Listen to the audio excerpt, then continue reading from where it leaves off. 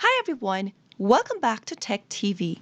Today, I'm back with another tutorial video on how to log in to YRC Freight Account. YRC Freight is the leading transporter of industrial, commercial, and retail goods, specializing in solutions for business across North America through a full-service network, advanced information technology, and proactive customer service. If you'd like to log in to YRC Freight account online, then keep watching the video till the end. Don't forget to subscribe to our channel if you've not yet. Also, press the notification bell icon so that you'll never miss another update from us. Open up a web browser to begin. In the search bar that appears at the top of the screen, type in yrc.com and press enter. You'll end up in the official website of YRC Freight, which looks like this. To log in, click the login button in the top right-hand corner from the home page. Now, in the login area that appears on the next page, start off by typing in your registered username. After you're done, head over to the next field. Type in your correct password for your account.